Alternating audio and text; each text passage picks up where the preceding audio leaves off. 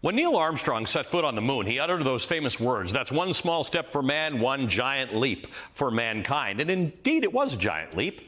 The Apollo 11 mission was an ambitious, lofty effort with huge upside and big potential for failure. But America took a chance at a breakthrough that would ultimately benefit humanity. NASA's mission to the moon wasn't a shot in the dark, though. It was a colossal effort that was executed over many years by the greatest minds in space, science, engineering, and technology. And it started with a speech by President John F. Kennedy 60 years ago. We choose to go to the moon in this decade and do the other things. Not because they are easy, but because they are hard. Because that goal will serve to organize and measure the best of our energies and skills. Because that challenge is one that we're willing to accept. Speaking at Rice University in Houston, Texas, JFK rallied the nation to put American astronauts on the moon and bring them back to Earth safely before the end of the decade. At the time of the speech, America was nowhere near putting anyone on the moon. There were major scientific advancements that needed to happen first. It was a long shot, or as it became to be known, a moonshot. The building blocks were there. America just needed to commit to the exploration of space, so it did. Project Apollo got underway. As NASA put it, quote, "Only the construction of the Panama Canal in modern peacetime and the Manhattan Project in war were comparable in scope." The moonshot took some time, but 7 years after JFK's speech, the U.S. landed men on the moon, beating its Soviet rivals in the space race. That was the original moonshot. On the 60th anniversary of JFK's speech, President Biden mirrored JFK's ambition.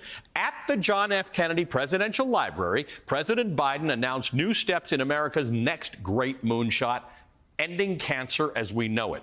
President Biden first reignited his initiative earlier this year, announcing his goal of reducing the death rate from cancer by 50% over the next 25 years. Now, for some perspective, according to the CDC, 602,000 people in the United States died from cancer in 2020.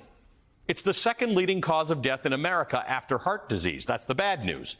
The good news is that from 2001 to 2020, cancer death rates were down 27%. But we can do better. The initiative aims to achieve that goal of doing better by speeding up the discovery of new treatments and improving prevention, detection, and treatment to those who are suffering from the disease. Like the original moonshot, this plan brings together the greatest minds in medicine and science to make progress, to improve the health of those suffering, and to lessen the burden of the disease on those living with it and their families. That's what a moonshot is. You explore, you research, you take risks without the assurance of a near-term solution, but with the hope that the intense, consistent effort will bring outstanding results one way or another. And according to the Biden administration, the fruits of this effort are already evident. The National Cancer Institute has launched a nationwide trial that, if successful, will identify effective blood tests for the detection of one or more cancers. The program is taking steps to invest in the next generation of cancer researchers. It's studying the role of telehealth in cancer prevention. The cost of prescription drugs for cancer patients will decrease as a result of measures in the Inflation Reduction Act. And the Department of Defense launched a new program to explore how toxic exposures could lead to cancers in members of the military. That one hits close to home for President Biden, whose son Beau died of brain cancer in 2015. President Biden says he believes Beau's cancer may have been linked to exposure to toxic burn pits when he was deployed in Iraq. This is not a pet project for President Biden. He's been working on this cancer moonshot since 2016, a year after Beau's death. Then President Obama put his vice president in charge of this initiative, and it's finally being prioritized again after a 4-year hiatus during which the Trump administration did not prioritize this effort.